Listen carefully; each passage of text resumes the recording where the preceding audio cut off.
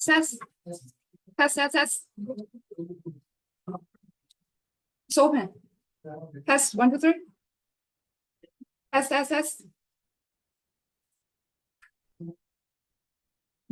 Yes. Test. Test.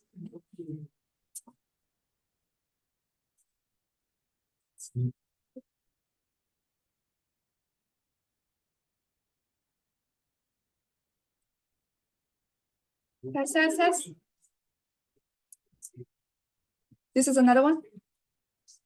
Hi. Hello. Test. I think this one. Test. Open. 1, 2, 3. Open. 1, 2, 3.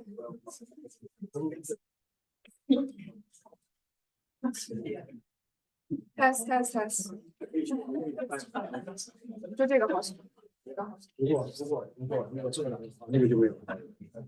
test。这个有吗？这个也没有啊。你说两个都没有。哦，这个没有。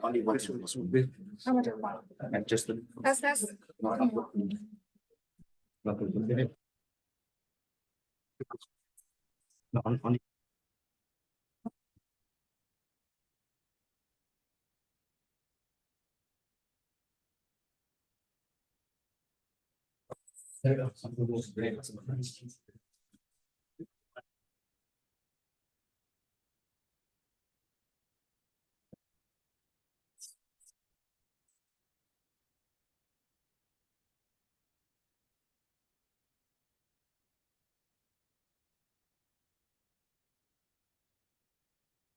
That's 1, 2, 3. Okay. Also, hi. Attention, please. Please just grab your seat as soon as possible, and we'll start our conference soon.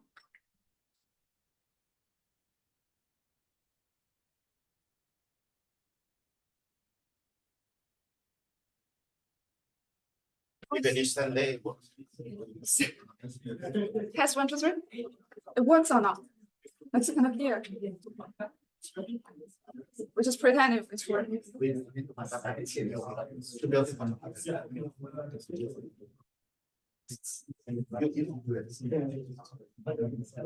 Oh, we just start now. Yeah, hi everybody. Good morning. Yeah, welcome to the 21st International Conference on Practice and Theory in Public Key Cryptography, PKC 2024. This is a conference sponsored by the International Association for Cryptologic Research, ISCR, since 2003. And this year, the conference is hosted by the Institute of Cybersecurity and Cryptology, the University of Wollongong in Sydney, Australia. And my name is Nadia Heninger. I'm a senior lecturer in the School of Computing Information Technology, University of Wollongong. And also I'm the MC of the opening session. So before we start everything, let's just acknowledge the country first. And we have a short video clip.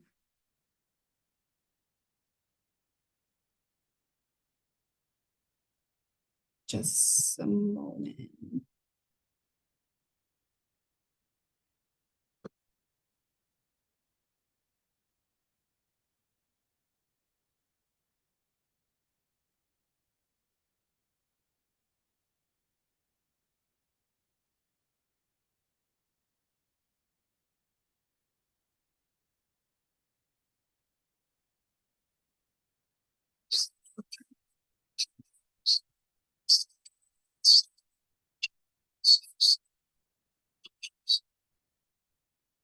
The University of Wollongong spreads across many material and traditional countries that are bound by the sacred landscape, an ultimate relation of that landscape since creation.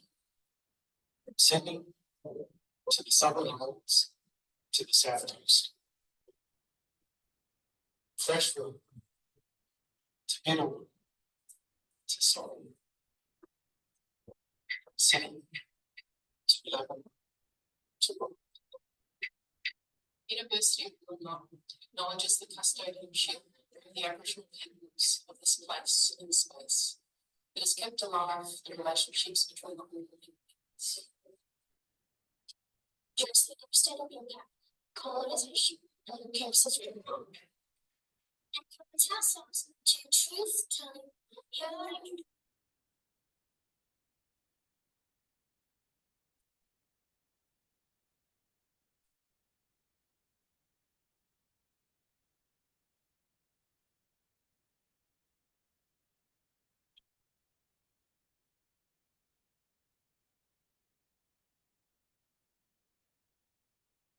Okay, all good. Let's move to the Switch next. to current.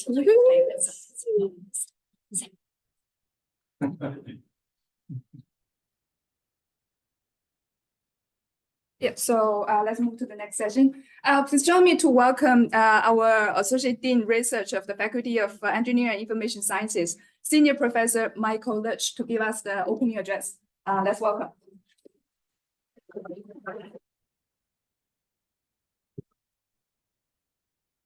So yes, my name is Michael Lurch and I'm the Associate Dean of Research at the University of Wollongong within the Faculty of Engineering and Information Sciences. So first of all, I'd like to acknowledge, obviously, the people of the Dharawal people from Dharawal country, which is where the main campus is located in Wollongong. And so I'd like to acknowledge the Dharawal people and pay my respects to elders past, present and emerging. So here we are on campus here. This is in Gadigal land, which is slightly different, so a little bit further to the north. So I'd just like to also welcome you all to the area, so the Sydney Harbour. How many people have been to Sydney before? A few? Excellent. All right, so I've got lots of new visitors, so that's fantastic. It's really exciting. So I'm going to talk a little bit about the University of Wollongong. So the University of Wollongong is a fairly young university, about 50 years, so we're just a fairly young university. We're within the top 1% of universities around the world, and so we're very proud of that achievement, and we work very hard. And it's from the achievements of the people like here today that are collaborating with everybody from the University of Wollongong that makes that happen. Okay, so we get that recognition. So we're certainly very proud of everything that's happening in the research in this area. And we certainly have campuses. The University of Wollongong has campuses all around the world, of course. So we have about 35,000 students typically at the University of Wollongong, and we have campuses spread out in Dubai, Singapore, Hong Kong, Malaysia, and now in India as well, of course, to name a few. And we also have, I was having a conversation with a few people today, the campus is quite spread out as well. Okay, so the university's campus goes from Sydney, if you like, here where we are now, out west towards the Blue Mountains, towards Liverpool, and extends down to Wollongong, heading south all the way down to the Victorian border, effectively. So that's that covers probably about 700 kilometres in total. And so that's probably larger than a lot of European countries. So it's a very big area. And so we're spread out quite a lot, having our campuses within these regional areas and out to Mittagong and places like this as well. So the faculty itself is one of 4 faculties, Faculty of Engineering, Information Sciences. And so this area of cryptology is one of the big research drivers within the faculty. So the outputs, the research outputs that we have within the Faculty of Engineering and Information Sciences is probably of the order of about half the total outputs of the whole university. So we're extremely research driven. And so it's great to see conferences like these where we can interact with colleagues from all over the world. It's very, very important. Obviously, coming to Australia is a huge effort. So thank you all for coming to Australia. It's a massive effort. And in reverse, of course, we do that regularly ourselves. We're going and visiting countries all over the world to attend conferences and do experiments and things like this as well. So, yeah, so I'd just like to acknowledge that. And so the research area is certainly emerging. I think there's a lot of work going on now. There's big changes. My field is in medical radiation physics. So cryptology, obviously, data security and things like this is extremely important to me, and patient data, and trying to work with people, work with hospitals, okay, and trying to extract data out of these hospitals. We're trying to improve the health system. And so this is where it becomes very important to maintain the safety of the records, but also having access so that we can improve things. And so I think that's one of the conundrums that we all need to deal with on a daily basis. So I'd just like to thank all of the local organising committee members that done a fantastic job here to get everything together. I can see already it's going to be a fantastic conference. So I certainly wish you all the best. And again, happy 21st birthday. Thank you.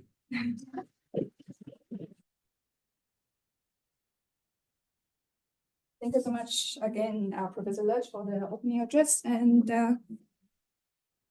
yeah, so now I hand over to distinguished Professor Willy Susilo to give us the general report.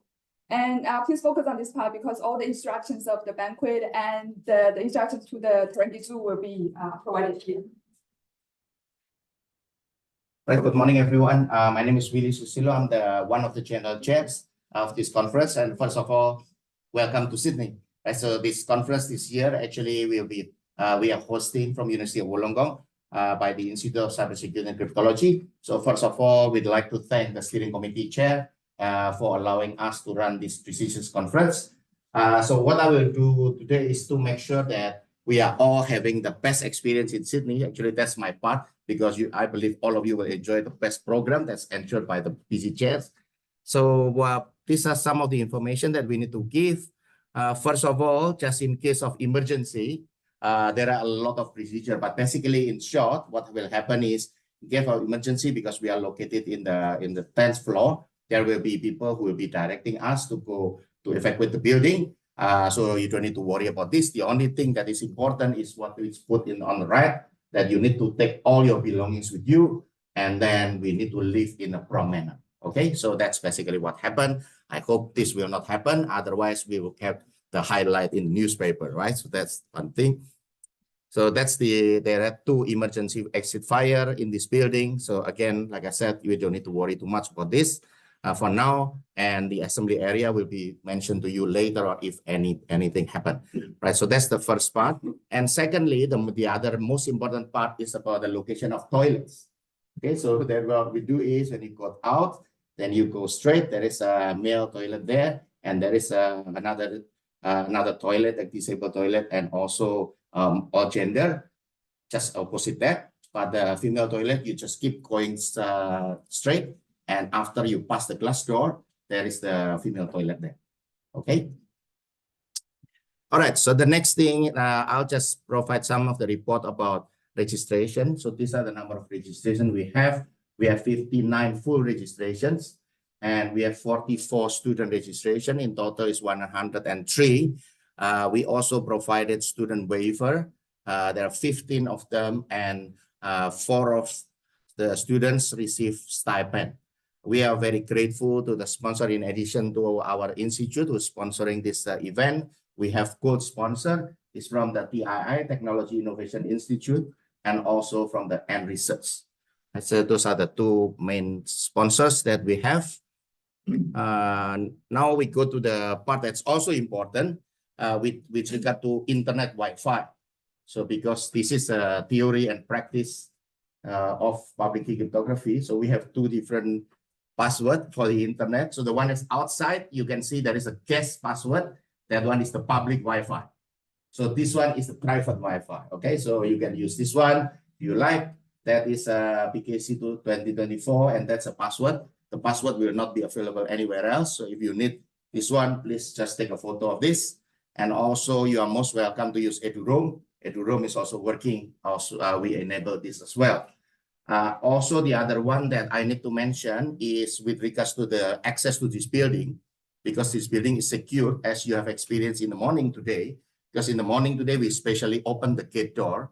But in case if you need to leave in the middle of the conference, when you leave the building, when you want to come up, you have to bring your name tag, and you need to show to the security there in the lobby, and security then will open the gate for you, right? So this is actually a secured place because we are running a security conference. Obviously, it has to be in a secured place. Then make sure that you bring your name tag. So name tag is very important.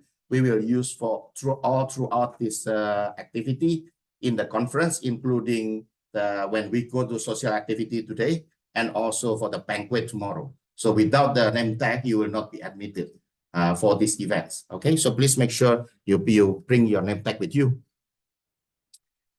So for the other part about coffee and lunch. So every morning we provide breakfast as what you have experienced today. So if you don't have breakfast in your hotel, you can just come here earlier tomorrow. You can have breakfast with us. So that's what happened. And we have also coffee and also lunch. We will provide it just here. So everything actually is provided for you, right? So like I said earlier, we want to provide the best experience for you while you are also enjoying our opera house there. As you can see, opera house just outside. It's very beautiful, but make sure pay attention to all the program. Otherwise, program chair will not be happy with me.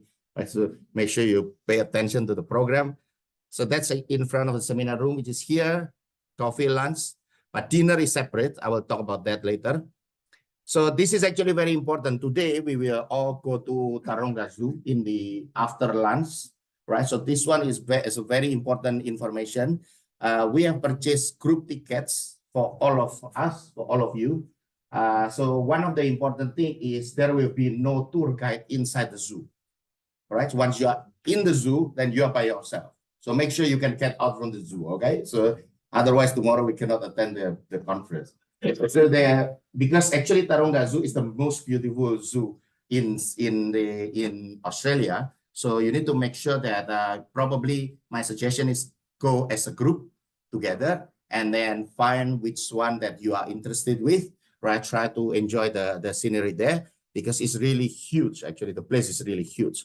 So one thing that I need to mention is there is a ferry from here. So this area, when you get out from the building, cross the building, that is actually you will see a big place, the wharf where you need to take the ferry later on. So basically what happened is you need to go to wharf number 4, right? You need to go to wharf number 4 and the ferry actually will leave at 2:20. What I need to mention to all of you is because we have a big group, please make sure that you attend there much earlier than 2:20. So maybe you can be there around 2 o'clock, for example. This is to make sure that you will catch the ferry at 2:20. So what will happen is in the wharf, you will see some of us who is the volunteers. You will see us wearing ISIS Square T-shirt. So I think like you did at the back. So if using like this T-shirt, you did, yeah. So like this T-shirt. So you'll see some volunteers in the wharf. And then you take the wharf, so you will see a lot of people there. Once you take the wharf, you get off from the wharf, you will see another volunteers there, right? And then you need to take a bus. The bus will take only 2 stops, then you will reach the zoo. So one of us, either myself or my colleague Fuchun will be there waiting for you in the zoo entrance. Then after that, you'll be admitted to go inside the zoo. Okay, so that is because we purchased as a group ticket. We need to make sure that we admit you to inside the zoo. So, but please make sure you bring in your name tag, okay? And then once you are inside the zoo, then you are by your own. Make sure that, like I said earlier, go as a group, okay? And then you can enjoy as long as you like.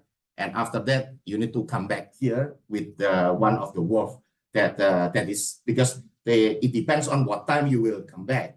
The wharf will be different. The wharf number will be different. So if you are lost for any reason, you can use Google Map. If you use Google Map, your Google Map actually will show you which wharf that will be going next. All right, but don't worry. A lot of us will be there with you. One thing that I also mentioned is you should use the so-called Opal card. That's the Sydney transport card, or you can use Visa card. This one actually you need to pay yourself. When you enter the wharf, and before you take the ferry, you need to tap your Visa card just one time. And then after that, you take the ferry. And then after that, when you take off the bus, then also you need to tap once again. Okay, is that clear, everyone? So that's how we do. But all the ticket, all purchased already, except the transfer from here to the Taronga Zoo. Okay, but a lot of us will be there with you. So don't worry about this one. Okay, so that's actually the social event today. The next one is about the banquet. So tomorrow, actually, we will have a very exciting banquet. So the banquet, we will take a boat for the banquet tomorrow. So the boat actually will leave from wharf number 6. So that's, again, in the same place where you take the ferry today, but it's wharf number 6. And you will need to have the boarding time is between 6:15 to 6:30. Please be there earlier if possible. Because what happened is the boat will not be able to wait for us too long. So at 6:30 sharp, the boat actually will take off. All right. So while we are enjoying the dinner, you can see the beautiful scenic view of Opera House and Sydney Harbour Bridge and all of these things. All right. So that's what will happen. And also we will try to have our conference photo on the boat tomorrow.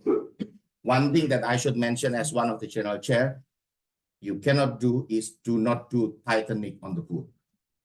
You cannot do Titanic on the boat. While we have Sydney Harbour Rescue, we hope we don't call them. Okay, just in case you do Titanic, then you draw. Right, so please be there earlier. And one of the things that I request is please make sure that the last presentation needs to finish on time. Okay, so that should be finished before 6 p.m. And then we will finish the dinner by 9:45. We'll come back and then the boat will return to Wharf 6. Right, so that's all from my report and I'll return to that. So, thank you.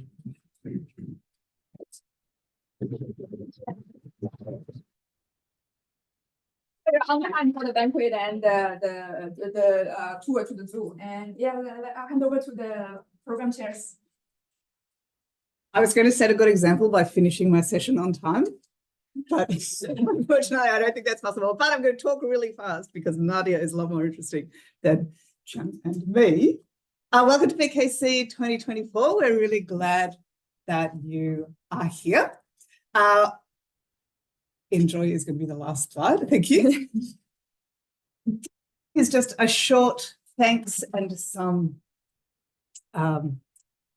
basic information. Okay, we had 176 submissions, 68 PC members, including 4 area chairs who did a fabulous amount of work, 183 external reviewers.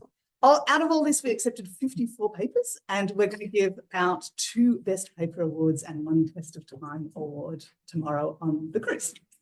So thank you very, very much to everybody who submitted and to everybody who reviewed that. That's really what makes the core of the conference. Okay, what's new? We reorganized some things in a way that I think we will probably skip, but you can look up later. Okay, big thanks to the general chairs who organized the venue, which I think is fantastic. I've never seen a conference in Sydney with a view of the Opera House before. Everybody who reviewed and organized and helped, particularly our 2 invited speakers, Nadia Heninger and Agalos Kiayas. Unfortunately, Agalos cannot come in person, but he's going to give his talk remotely, so we'll still be able to hear from him. I think we've already thanked our sponsors, which is great, and also to Kay McKelly and Kevin McKelly, who always do a magnificent job of setting up all the IACR stuff behind the scenes.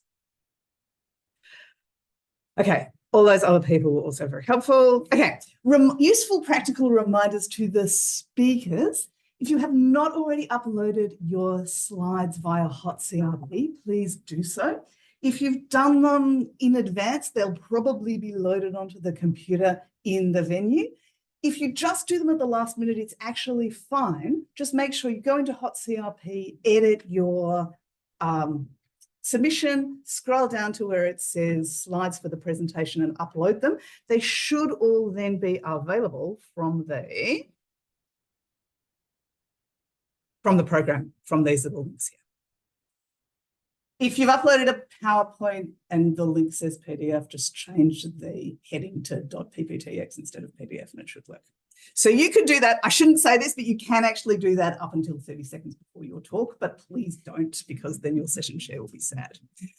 I hope that the session chairs have started talking with the participants. Just have a conversation, make sure you all understand how it's going to run. Does anybody not know who their session chair is? Fabulous. Thank you, everyone. Session chairs, you need to record the Zoom sessions. There should be a button on there. There should be a record button. I think it should say record to cloud. We want to record to the IACR cloud so that it gets stored for posterity. You should record the whole session. So from the point where you're making your introductory remarks all the talks and questions and then press stop at the very end. Try and remember to start and end promptly so that people don't have to edit the video. Any questions about session recording?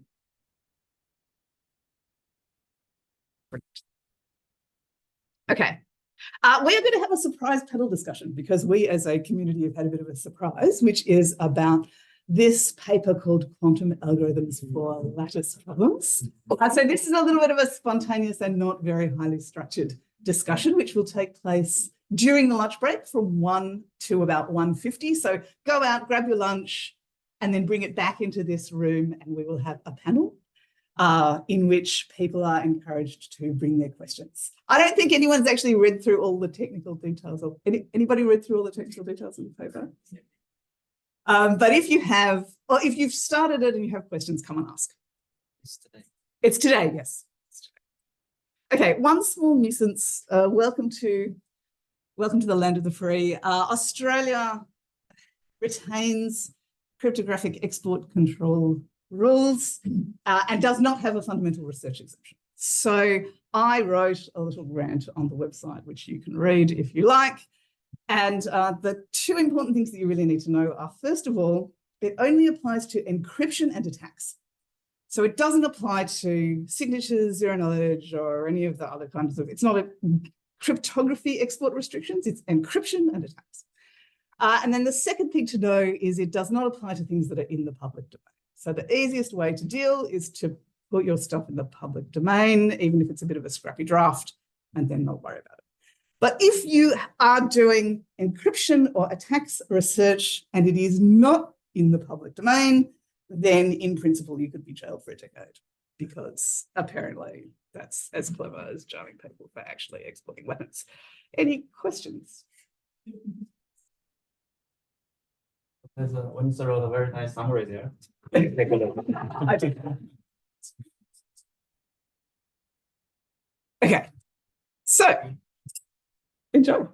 We're going to go straight into our invited talk, unless does anyone have any questions about organisation or what we're going to do today or the conference in general? Sydney? I did see, by the way, according to Google, although I've never been there, that you can walk from the Taronga ferry terminal up to Taronga Zoo. It supposedly takes about 20 minutes. So we don't all have to fit on the same bus, I hope. That's true. All right. Just say once. Oh, yeah. I only say first welcome, and I broke my leg not because I worked too hard for PKC. You don't need to take responsibility. So enjoy the conference and enjoy the city. Thank you. Yes. Welcome.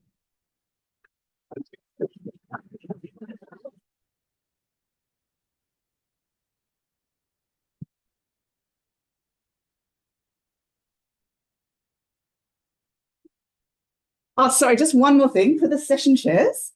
I got you a bunch of minute warning signs. Don't think of it as being rude to the current speaker. Think of it as being polite to the next speaker and the people who are coming across from different streams of the conference. It is really, sounds slightly hypocritical to say, it is actually really important to stick to time, particularly tomorrow when we've got two different tracks in parallel. So we really want those two to allow for people to come across. Okay, but enough of the boring stuff. Let's get straight into. Oh no, I opened this with the wrong thing. I knew that. So I am delighted to welcome Nadia Heninger, who I have admired for a long time as basically living the dream of doing fun maths while also engaging in useful scientific research that makes the world more secure. What could be better than that? So Nadia has been at the forefront of useful cryptanalysis for making real things that are actually used on the internet more secure. If you look at the 20 or 30 practical attacks about things that cryptography that has been broken in the world that really makes a difference, Nadia has been behind a very large section of them. Question up the back? Oh, is the audio no good?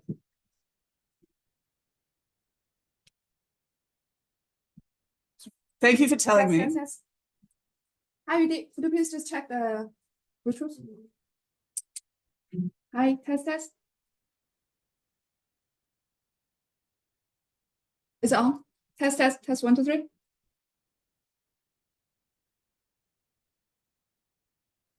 Is it battery problem? Small. I think it's working now.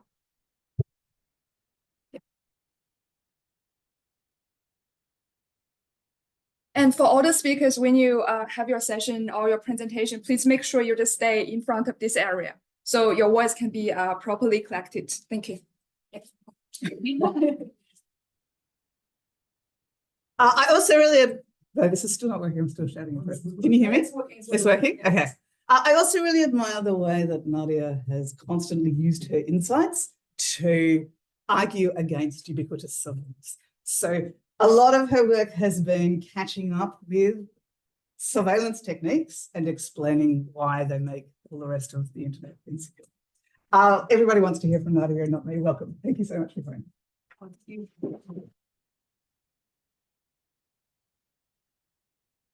I don't know if I can live up to that, but okay, so this is going to be kind of an introspective talk, which may be a little bit interesting. Do I just I guess I just go forward. Okay, so you might notice the name is odd. I sort of made it up. So I decided on the title Cryptanalynomics. So basically cryptanalysis, which is what I've been doing for a little while, plus economics, and economics in the sense of what kind of market and incentives is there for this kind of research. So this little Zoom thing. Maybe it's better down there. We'll see. Oh, sorry, I forgot to miss you. Sorry. Oh. I have to carefully give that instruction to everybody. Now. Oh, maybe that's the record button. I reckon that's the record button. Oh no, it is already. Is it Sorry. Okay, great. Cool. Okay. So here's my weird title. And so in the sense of wanting to talk about kind of an economic view of our field, so if we completely reduce what we do in research to a set of inputs and outputs, we have inputs of funding and human effort.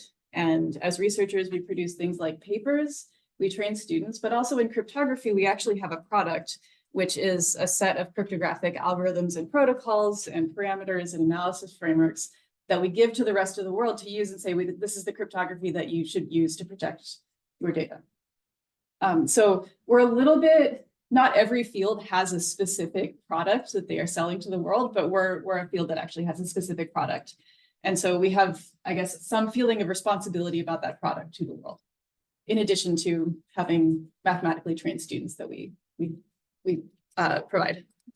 So our field is also a little bit interesting in that we have kind of this dual nature, right? So we have a constructive side and we have a destructive side.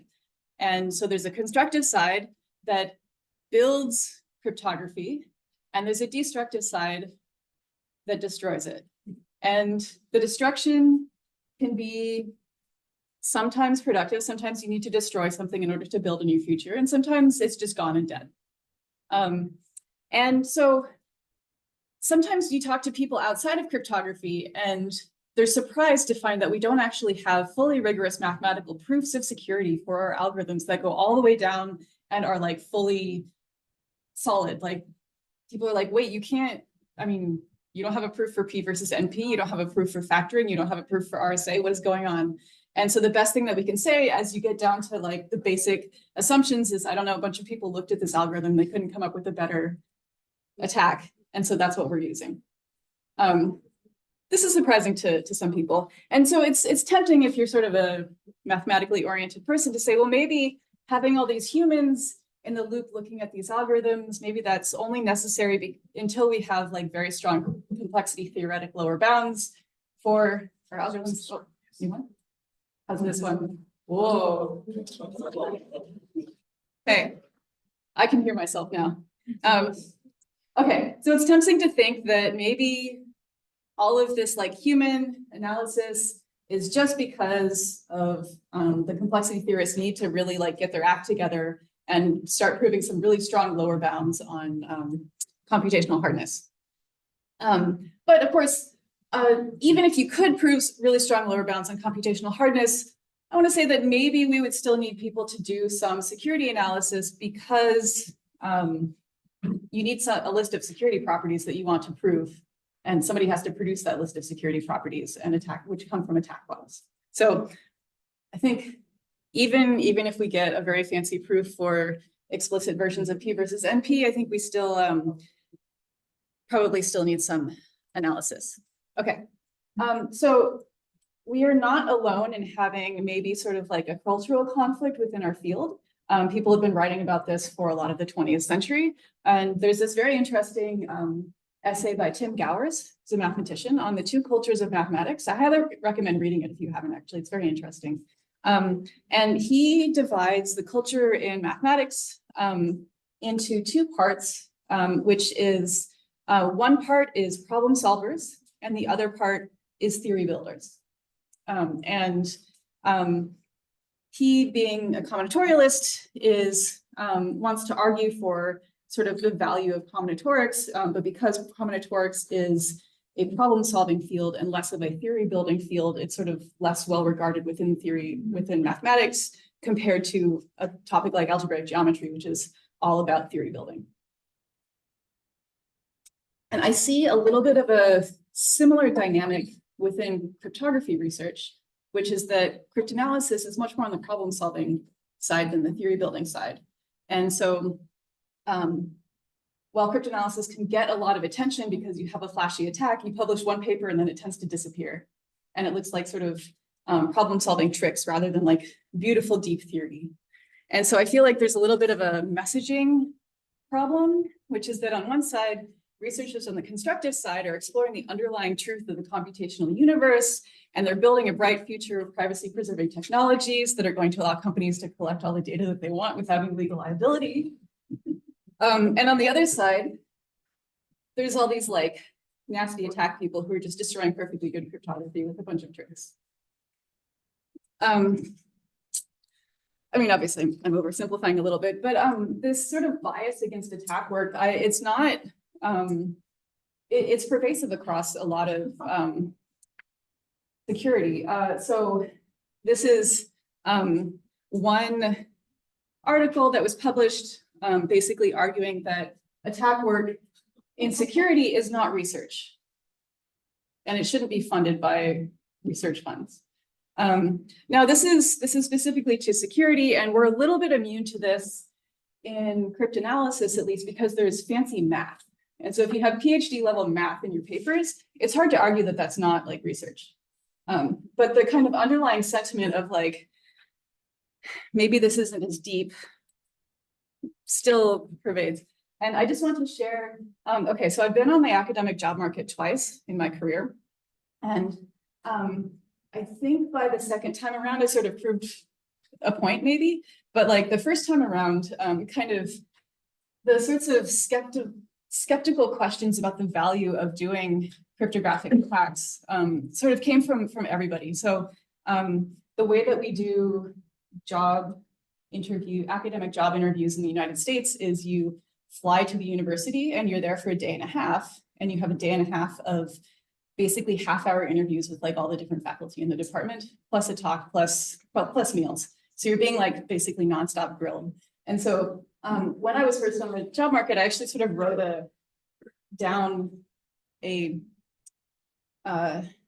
qualitative view of my experience on the job market. And a lot of the questions were like, do you only break security systems? Aren't you going to work on something constructive? Is there any real rigor in computer security? Or are you just finding bugs? Is there any science? We need a science of security. And, you know, can't we all just solve this by having provably correct implementations of everything?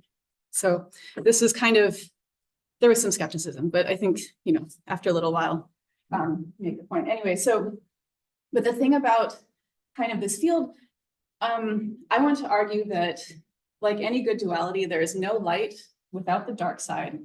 And for some areas of cryptography, I think the two sides of our field are out of balance. And we need to promote our dark side a little bit more. And we need to promote our dark side because this imbalance is leading to insecurity.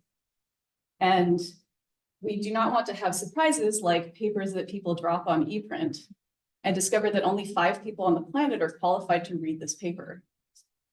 Like, this is actually maybe a problem. Maybe we should have more than 5 people who are capable of evaluating the research that we're putting out into the world. Okay, so like any good topic, there is always an XKCD cartoon.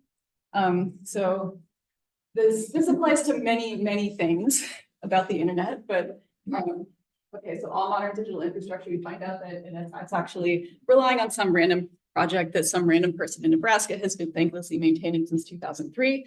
So for cryptography, it looks maybe more like this, that all modern digital infrastructure is relying on the cost of factoring being precisely L of 1/3, cube root of 64/9.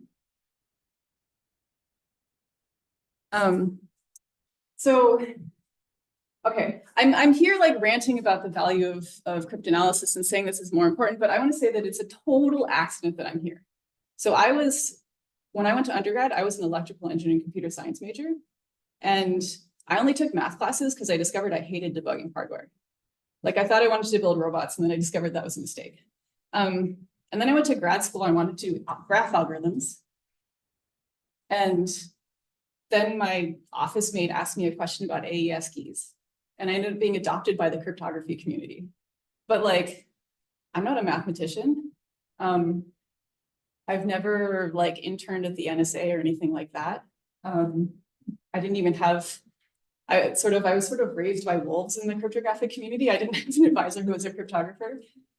So yeah, it's a little sort of stumbled into this field by accident, which means that I missed some important messages like this, that the problems I was trying to solve that were already solved. Just to sort of make sure that, I don't know, I was not sort of spouting total nonsense, I actually decided to talk to a bunch of people who do various kinds of cryptanalysis or things related to cryptanalysis. And so I did actually a collection of totally unscientific interviews and brief conversations with a totally biased selection of people. Some of them are friends, some of them are co-authors, and some of them I've never met before, who represent sort of different areas of interest to cryptography.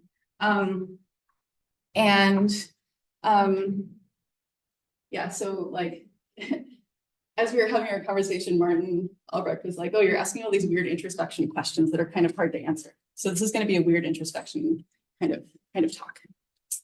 Okay. So as I said, okay, so we have like an open part of our research community and we have a closed part of our research community, and the closed part lives in many different countries. You know, I'm from the United States. And actually, so as I said, I've never worked for the NSA, and I often get asked if I work for the NSA or if I would ever work for the NSA. And my standard sort of joke answer is that my favorite things to do are talk about my research, hang out with foreigners, and last minute international travel. So this is kind of like incompatible with that kind of career. So somehow I fell through the cracks though, because there are not very many Americans who have this kind of training who have not had a clearance. And this really, I think, warps the field that we're in a way that you see from the inside and people don't necessarily realize from the outside. So maybe I'll talk about it a little bit more about that. But it is, I think, not an accident that if you look at the people that I talk to, they're Europeans. Anyway, so, I mean, it's the imbalance that I'm talking about with kind of offense in cryptographic research being neglected in the open. It may be the opposite imbalance in the inside. Paul Kocher said the balance is really different in the government and classified world, where offense and attack get the lion's share of budget and glory. And we've seen, I think, a few outcomes from this imbalance over the years that have caused some problems. So historically, the weakening of the key strength of DES made it become obsolete earlier than it necessarily needed to. There's a whole dual EC-DRBG blow up that really caused people to lose confidence in the NSA's ability to advise on cryptographic algorithms.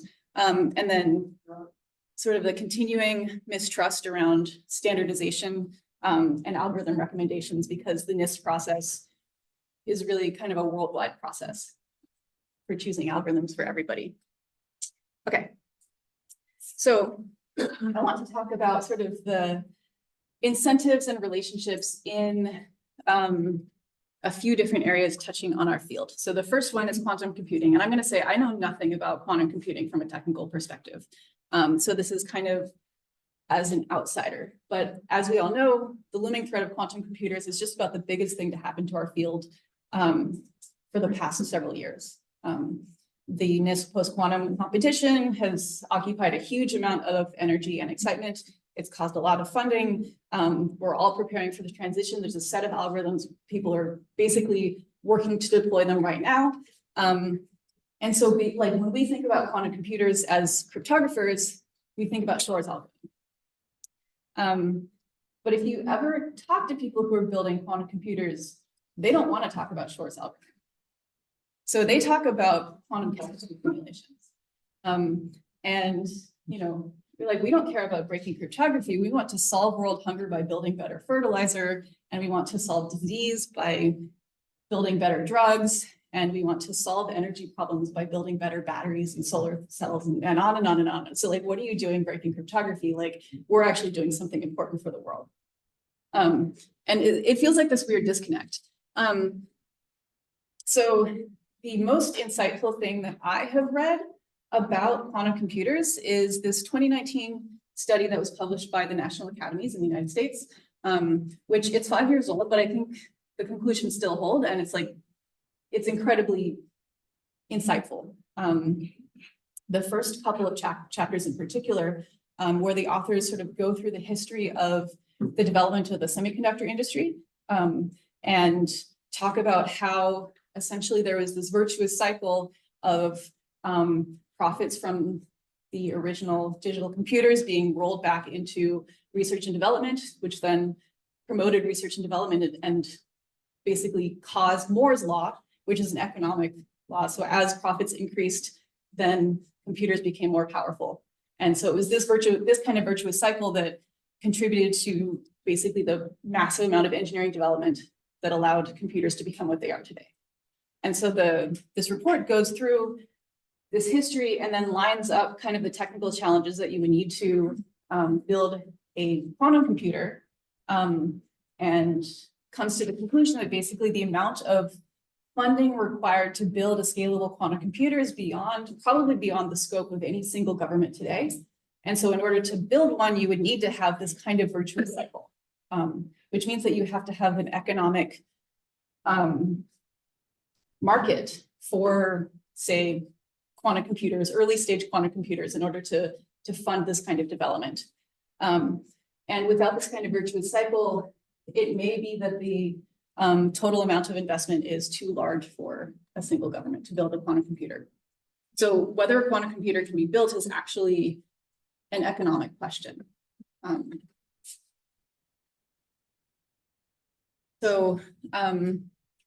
Scott Aronson estimates that the current investment in quantum computing is on the order of $1 billion a year from both governments and private industry. And okay, so what are they building it for? And it's clear that the thing that is important is quantum chemistry simulations. Everything else, algorithmic, is much sort of sketchier. So people talk about speedups for optimization or finance or machine learning, but right now we don't have actual, there's no like algorithmic benefit for quantum computers. And so maybe eventually in the future, you might have a Grover-like speedup for this, but this is very far out. And so when people are investing in building quantum computers, the only thing that's foreseeable in the near term is quantum chemistry simulations. And then, I mean, they do talk about Shor's algorithm, but Shor's algorithm is not a positive benefit for the world. So they don't actually talk about this as, you know, companies do not talk about this Shor's algorithm as something that they want to build. And they're sort of very uncomfortable about it. And I think one of the things that's going on is basically, if your attackers are breaking cryptography, they're either circumventing copy protection or they're a government. Like realistically, this is who breaks cryptography, which is good news because this means that cryptography is not the weakest link in computer security. So like your sort of lower scale attackers are actually compromising systems through phishing and like social engineering, and they're not breaking cryptography because that's way too much of a pain. So this means that basically governments are the only customers for Shor's algorithm. There's no mass market for Shor's algorithm. There's never going to be a mass market for Shor's algorithm. And so the people who are building quantum computers, the only reason that they will ever implement Shor's algorithm is just a proof of concept demonstration, maybe a quiet product that they sell to a couple of governments, and that's it.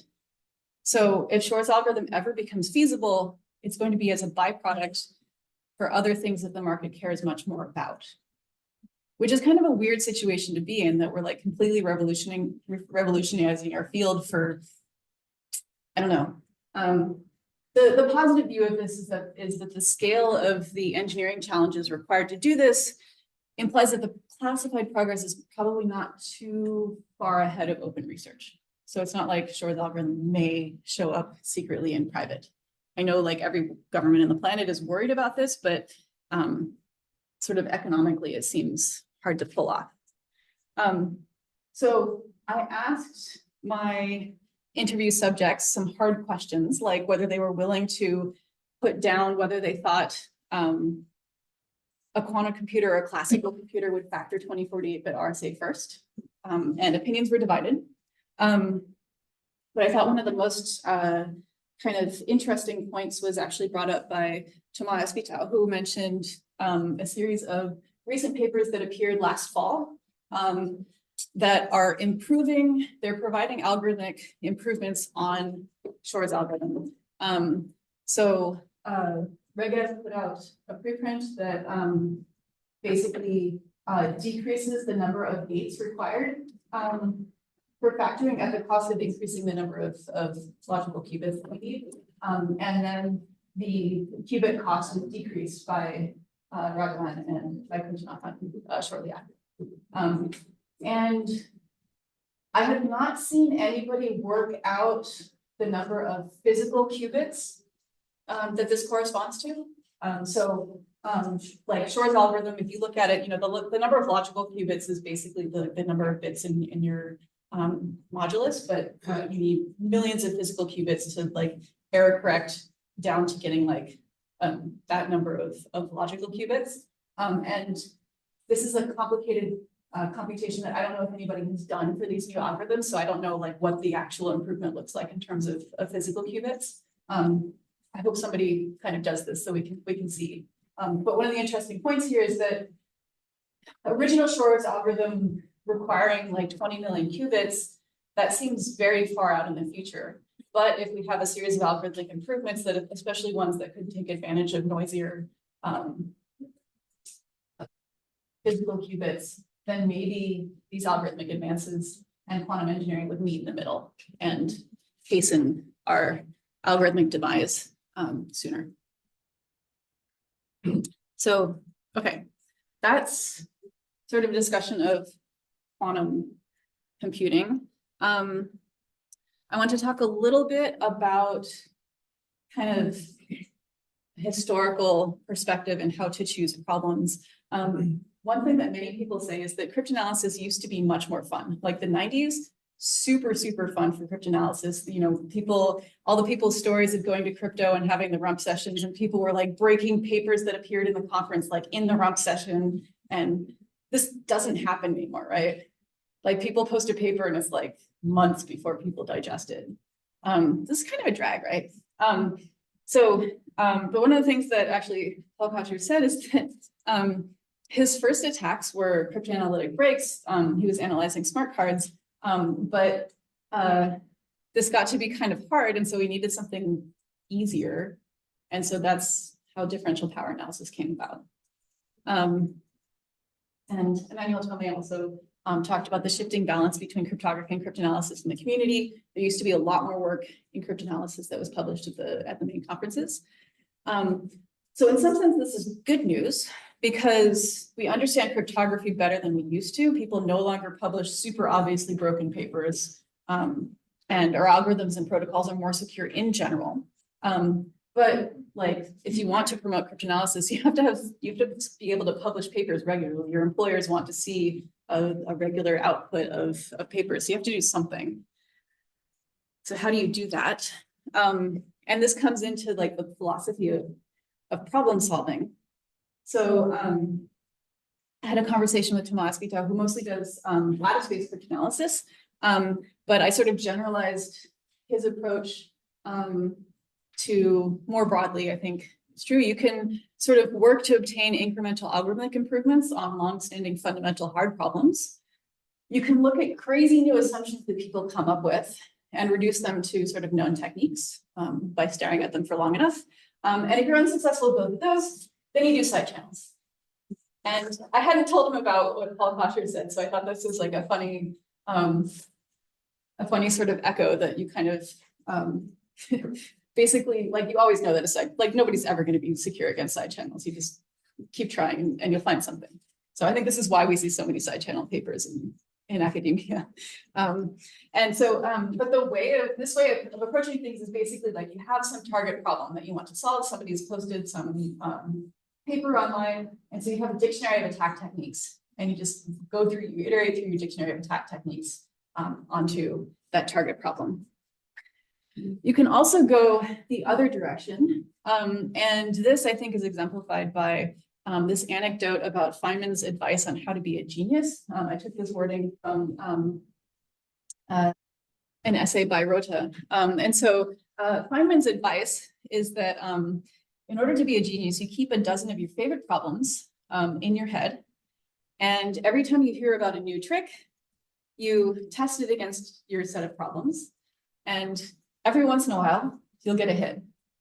And then you write a paper. You're like, oh, you must be a genius. So this is kind of the other direction that, like, every time you have a dictionary of your target problems, and every time you hear about a new technique, you go through your target problems and apply it. And without thinking about this, I think this is how I got lucky in some of my early papers, which I called it shooting cryptographic fish in a barrel, which is basically like, you read some fun 1990s papers with like fun cryptographic vulnerabilities, scan the internet for it, find somebody who screwed it up, and then write a paper. Kind of when I started doing it, I think people have thought that classical cryptography was basically a solved problem, and I didn't have anybody telling me any better that it wasn't, and got successful. And then people realized actually they hadn't been looking at it for a couple of decades. And in not looking at it, there was some low-hanging fruit that was there to be found. Okay. But somehow, okay, like I fell into attack work and it was like super fun. But then when I started recruiting students, I discovered that not everybody gets or enjoys attack work. So some people like to see the world burn. And some people do not. So I have students who like really, I mean, they break things and there's like glee.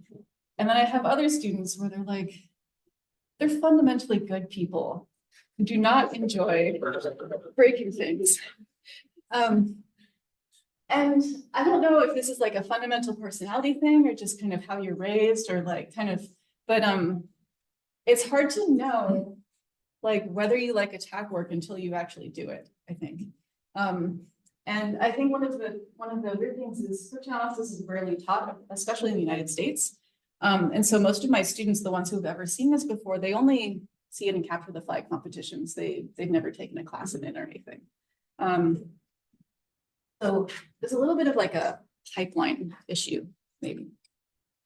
Okay. So the next topic that I want to talk about is factoring a discrete log. Sorry, this is kind of all over the place. I started writing this talk and then like I realized there was a lot of stuff coming up. So I plan to actually write something. But because I'm incapable of doing anything beforehand, I've not written something. Anyway, so I'm talking about factoring and discrete log, and it often comes up that people are surprised that anyone is still using RSA or like textbook Diffie-Hellman. And yes, they are. So if you look at data, and we have some feeds from data, so about 30% of the SSH connections in that we see going through UCSD use RSA host keys. And about 90% of TLS 1.2 connections use RSA signatures. So it's still pervasive. And then even TLS 1.3, we have less visibility into that just because nobody has written, we have not been able to deploy parsers for it, student labor. But TLS 1.3 does Diffie-Hellman, and there's a named list of finite field Diffie-Hellman groups that are specified for use in TLS 1.3. I don't know how many people are using those over elliptic curves, but at least it is in the standards. Okay. So when I first started learning about cryptanalysis as a little grad student, I was like, man, I really want to know how factoring works. Like, is it possible to, I don't know, build a giant cluster and start factoring things? And so I went and I ended up spending a lot of time on Tanya Long and Dan Bernstein's couch, like as they explained like factoring algorithms to me. That's how I learned this stuff. And one of the things that I was surprised by is that basically nobody's working on factoring. There's like approximately 5 French people who are working on factoring. And that's it, like on the planet. And they're slowly retiring. So everybody's like, oh, factoring is this like super well-studied problem. And like, we know how well French government employees are paid, right? So like, we're like, yes, our entire digital infrastructure is based off of factoring. It's a super well-studied classical problem. There are 5 underpaid French people working on this. Like, how is this a thing? This is why I want to talk about kind of the incentives for it. Okay, so super technical talk, but kind of the best algorithms that we have for factoring and finite field discrete log are very closely connected. We have the number field sieve. And while there's not like a formal relationship between the two, there's like this spooky connection between discrete log and factoring that we have kind of very similar algorithms for both. They seem like fundamentally kind of. So the running time of the number field sieve is this sort of like god-awful expression that shows up in every number theoretic algorithm with this like L function, which is sub-exponential. So the important part is L and 1/3, but there's also this constant here. There's a little o of 1, which actually has meaning. So, okay, so we have this expression, and this hasn't changed in 30 years. So this seems like relatively stable. But the way that research works in this area is every few years, the handful of people who are working on this, like gather together all their computing resources, do some coding, and then churn out another computational record. And so you can plot these computational records over time, and you can kind of see like Moore's law happening here. So the most recent computational records are from 2019 and 2020, which I like had a small part in babysitting part of this computation. And honestly, this kind of work was a little bit of a drag because you were literally babysitting computation for like 6 months. So like networks go down, like file systems get forked. You discover that there's like some obscure bug somewhere. You got to like relaunch your processes every once in a while. So it's like a very complex piece of software. And like doing a distributed computation like across the planet with like a bunch of different researchers is also quite complex to carry out. Okay, the best implementation, the best public implementation of the number field sieve is Cato-NFS, which is built by some of these underpaid French researchers as a project. And the reason that CADO-NFS exists at all, I mean, it's great. If you need to factor an RSA key, like this is what you want to use. So for 512-bit RSA, which malware authors still occasionally use for some reason, quite effective. The reason that the software exists is actually owes a lot, I think, to the French academic system and in particular INRIA, because they are employed as by INRIA. And in INRIA, one of the things that you can do, you're not expected, like you can publish software as a research output, which like as an academic at a US institution, nobody cares if I publish software. What they want is for me to publish papers. But at INRIA, they actually can do this kind of software engineering, and it's like part of a useful career, and they get a benefit for it. And so the fact that the French system is willing to fund this kind of development is the thing that is keeping factoring research alive. It could not exist in any other system. And we owe a lot to INRIA. I mean, there's many projects, especially in computational number theory, that are relevant to our field that are super important and are basically run by INRIA because that is a system that actually facilitates this kind of software development. So there have actually been advances in the number field sieve.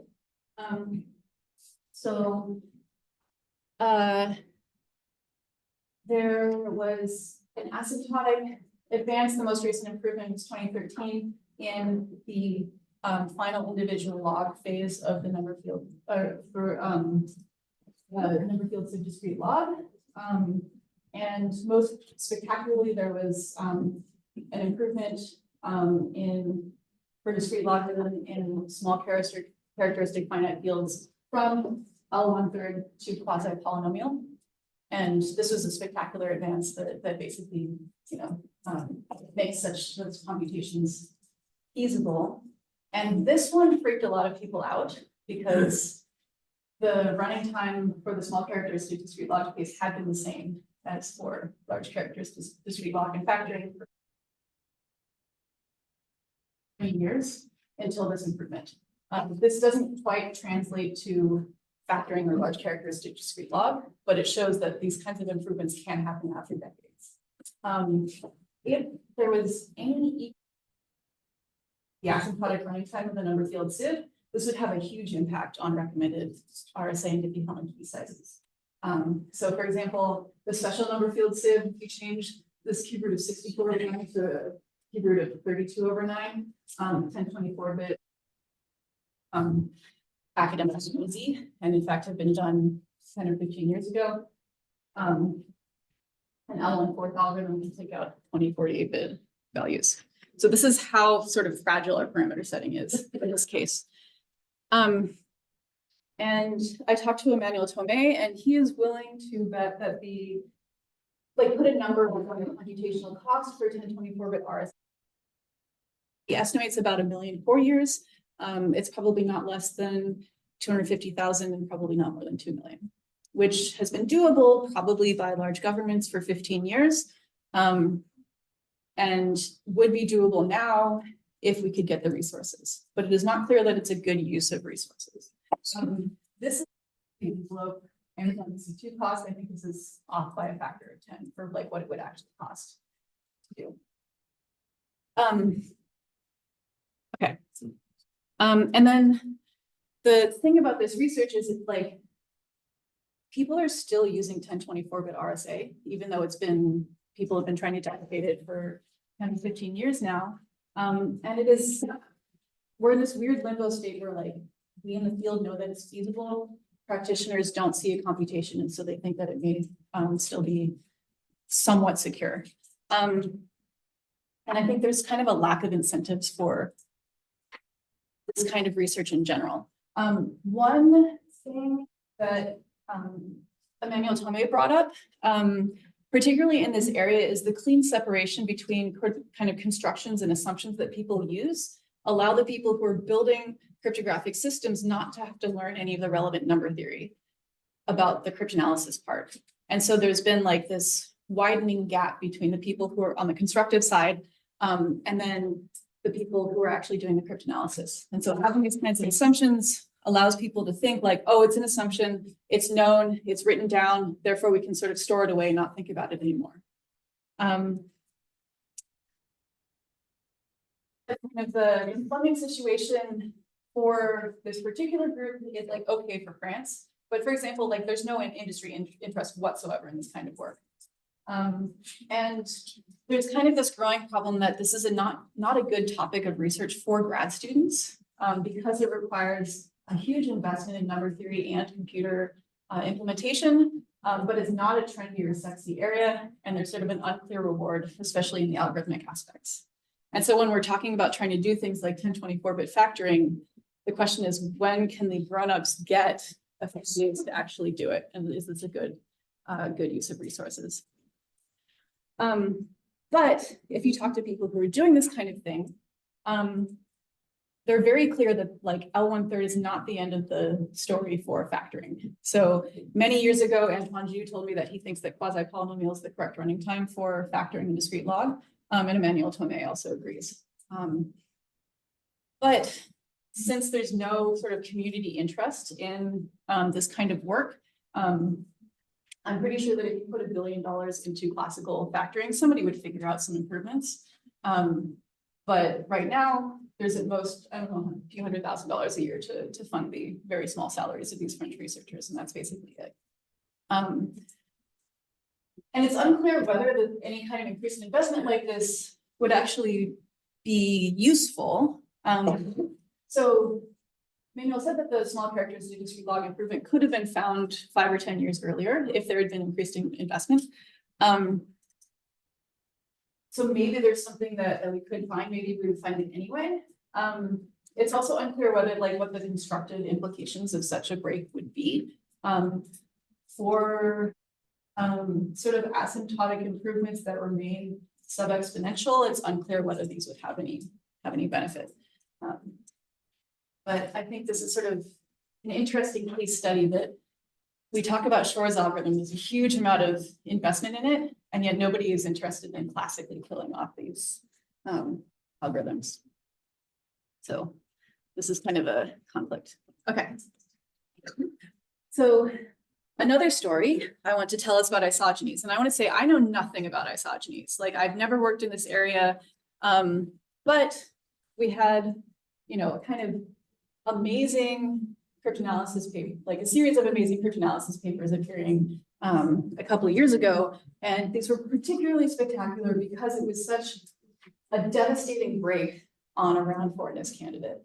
It's like, how did this algorithm make it this far with such a bad classical break? And so I talked to Walter Pastrick and Thomas Decroux. Basically, what is up with isogenies? Like, is it dead? And they wanted me to very strongly emphasize that pure isogeny problems are definitely not broken. Only those with auxiliary information are broken.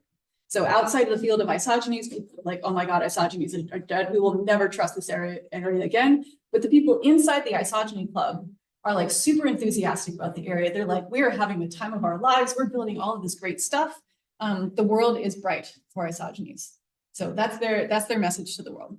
And so they said that this kind of cryptanalysis, this is a good thing. It's like going back to the good old days of the 1980s and 1990s, when this kind of thing happened all the time for cryptography.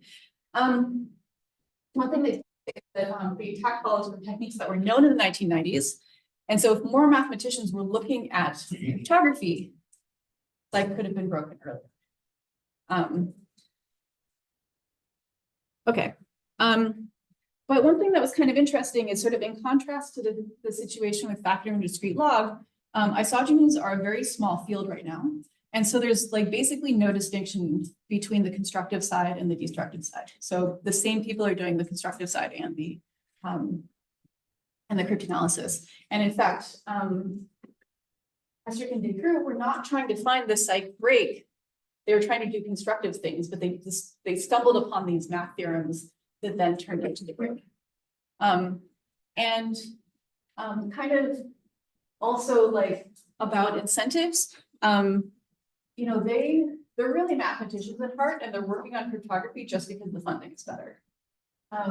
And for the moment, I mean, mathematicians may be cheap dates, but like they were quite happy with the amount of funding that they were getting, and in fact pointed to the next competition as a great catalyst for research and funding, because the impact of any potential research project is quite large. So basically the Isogeny Club, like everybody that I've talked to from Isogeny Club is like super happy about the amount of activity and enthusiasm. They all love each other. There's no infighting. Like they're, you know, they're like, we are doing great. And one thing that I also thought was kind of interesting is they pointed to the fact that the fundamental problems in isogeny-based cryptography being very appealing to computational number theorists, because this is very close to like the core interests of the pure number theory community. And so these are like appealing problems for number theorists to work on. And then in terms of the break, Wilder pointed to the story with pairings as like a historical example of originally a technique that was used to break schemes that then got turned into like a huge amount of applications in constructive use. And so the same thing is happening with isogenies now that you have higher dimensional isogenies being used to build schemes. So they're sort of looking forward to a long future building fancy crypto constructions from very fancy isogenies. So this is kind of a very interesting counterpoint, how different the situation can be in like different areas of cryptography. I think spiciest thing that came out of the interview was a discussion about classical elliptic curve cryptography. And so in particular, Wilder Castro brought up classical elliptic curve discrete log, which generally, okay, we don't have any sub-exponential attacks against elliptic curve discrete log. The best attacks that we have are generic group, square root, and time. But he brought up this sort of number theoretic dictionary between number fields and function fields. And this is sort of a very deep thing that has influenced the course of mathematics for like the 20th century. But it influences us in cryptography because essentially everything is harder for integers than it is for polynomials. So the simple version of this, we can have an analogy between integers and polynomials. And so integers, we don't have good factoring algorithms. Polynomials can be done in polynomial time. Integer lattices, shortest vector problem is hard. The analogous problems on lattices of polynomials can be done in polynomial time. The analog of the Riemann hypothesis has been proven for the function field case. So he brought up that elliptic curve discrete log lives on this side of the analogy, which implies that there's a lot more structure than this side that can lead to algorithmic improvements. And so they specifically brought up that like elliptic curve discrete log is an isogeny finding problem, and the existing techniques don't work because the thing that you're trying to, like the thing that allows you to, like one of the things you need is to be isogeny, and that's the secret, and so you can't do that. But in general, geometry is easier over finite fields, so maybe there's something we've been missing. But of course, this is an extremely well-studied problem for decades, so it's sort of unclear payoff. But this is kind of the first real skepticism that wasn't just conspiracy theories that I have encountered from mathematicians about this problem. Okay, so I want to sort of mention just briefly, if you want conspiracy theories, way back in 2015 when the NSA announced that they wanted to transition to post-quantum algorithms, which is the thing that launched in this competition, they specifically mentioned, hey, by the way, maybe don't transition to, if you haven't already transitioned to elliptic curve cryptography, don't bother. And everybody thought this was really weird. But maybe they were just worried about the smaller cost of quantum attacks against elliptic curve discrete log. But there was this sort of very interesting paper by Koblitz and Menezes going through different possibilities for this explanation. One of them might be that maybe there is a non-trivial break against elliptic curve discrete log. So fun times. And currently, the NSA keeps putting out announcements that they're really not a fan of hybrid post-quantum schemes. So, okay. I'm going to take up my full hour. Yeah. All right. Hopefully I won't cut into your well, hopefully there's still time for coffee after this. So the last area that I want to talk about is lattices. Because this is, the big news in post-quantum. So the two people that I talked to in lattices were Tomas Vitao and Martin Albrecht. And they're kind of interesting because both of them are working for companies that are monetizing lattice-based cryptography. So Tomas does kind of algebraic analysis of lattice-based schemes, and Martin does kind of a lot of lattice reduction and costing. And so for both of them, their position at these companies is kind of being like staff researchers, cryptanalysts, whose job is to like make sure that parameters are correct, give people confidence, like they're the experts who know how to set these kinds of parameters. And we talked a little bit about kind of the role of like working in industry, because everybody else that I talked to is largely in academia. Working in industry on these kinds of problems comes with a set of additional constraints. So in particular, interestingly, Tomas is partnering with academia for like more far out or large scale cryptanalytic work that is sort of beyond the scope of his employer. And in fact, Martin is maintaining an academic affiliation because he also does kind of more applied cryptography work, looking at real world implementations. And it is a bad look for a company to be breaking competitors' products. And so he has like a strict firewall between this kinds of applied work and industry work. And this kind of, people sometimes ask, like, how come you've never worked in industry? Like, why didn't you go work at Microsoft Research? I spent a lot of time hanging out there when I was a grad student. And one of the reasons actually is because I could see the PR problems that I would have doing publishing a lot of the papers that I've had if I was employed at a company. And so I think this is another thing that sort of quietly shapes the kinds of research that gets published that people don't necessarily talk about. So in terms of talking about the shape of the community, lattices are sort of in between the situation of factoring and isogenies. So it's a bigger field than isogenies. So the researchers are more specialized, but maybe they're more like 80-20 rather than like 100%, like 0%. Both people mentioned that this competition has catalyzed plenty of EU and UK funding. So that situation is great. Another thing that's kind of interesting is that when about the impact of your research, when publishing sort of papers costing various lattice attacks, both positive and negative results are publishable. So like if you say, here's the cost of this lattice attack and it doesn't impact the security of the scheme, this is actually a result that can be published. Unlike the case of if you come up with a way that might improve factoring, but it doesn't actually improve factoring. This is not a publishable result. But now that the NIST competition is wrapping up, this kind of research may slow down because people are sort of deciding that it's done.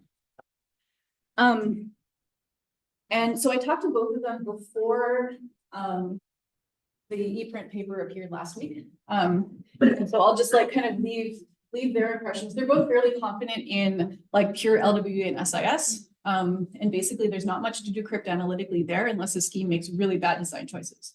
But there are still schemes making really bad design choices because this kind of thing is really hard. So there's still work to be done. But they both pointed to fancy cryptography that has all sorts of heavy machinery that doesn't rely on the standard assumptions, and that's where things are likely to be broken. So all the threshold signatures and functional encryption and FHE, they have to make much more aggressive and less well-tested assumptions. And in particular, papers often tweak the assumptions in ways that obscure vulnerabilities and make them hard to see. And in particular, they said that constructive researchers are publishing more lattice assumptions than there's capacity to cryptanalyze. And so these things can sit around a while before they actually get attention. I also talked a little bit about kind of the relationship between lattice problems and the core questions that number theorists are interested in, and kind of in contrast to the situation with isogenies. Tomas Vitao mentions that the lattice questions in cryptography are different from the questions that interest number theorists. And in particular, there's kind of this fundamental geometric question in cryptography, which is how do you reduce the largest possible lattice in the fastest way possible? Whereas the number theorists aren't interested in these huge lattices. What they're interested in often is reducing large numbers of very small, easy lattices fast. And so this kind of gap in incentives, I think there's fewer pure number theorists looking at the kinds of questions that cryptographers care about. So there's a gap that may be concerning there. Kind of, I don't know, maybe I will skip this in the interest of stopping relatively on time. So sort of, but I think that there is an imbalance, and I think that we need to promote cryptanalysis more and more explicitly. And I think in particular, kind of the imbalance in incentives for constructive cryptography versus cryptanalysis is leading to some surprises. And I think the ePrint paper posted last week, I think the main problem here, we'll talk about this in the panel perhaps, it should not be the case that there are only 5 people in the world who can read this paper. And the fact that there are only 5 people in the world who can read this paper is a problem for our community. One, it can be hard to survive as a cryptanalyst. I mean, I teach my students to tell stories, and yet they don't want to go into academia.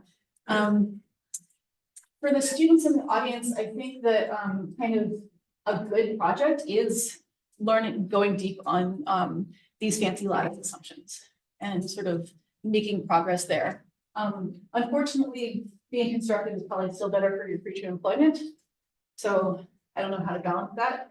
I think there's a specific problem that we don't have enough American number theorists in cryptography. I mean, the US is a huge country with a huge academic system and amazing mathematicians. And there's like 6 people maybe in math departments who have done anything with cryptography in the open world. So I don't know how to fix this situation necessarily. And sort of finally, I think that we have good evidence that classical factoring and discrete log and elliptic curve discrete log are not solved yet, but there's an incentive gap that makes the research not a good project. And that this is also a problem for the world, I think, because we are exporting this cryptography that we're telling the world to use. So with that, I guess I will finish, and thank you very much.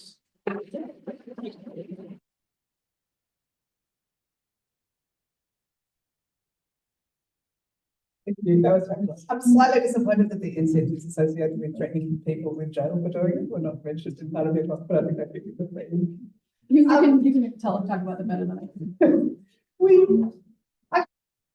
Here, we could just take the questions out to morning tea, which might be better actually, I think. So I'm sure lots of people have questions for Nadia. Ask them over a coffee. We'll come back here at 11 o'clock. And I think Willy has an announcement, which is that we are going to get let into the back door of the zoo, so nobody has to take the bus, right? We're just... Thank you. All right, so we just got confirmation from Tarongga Zoo.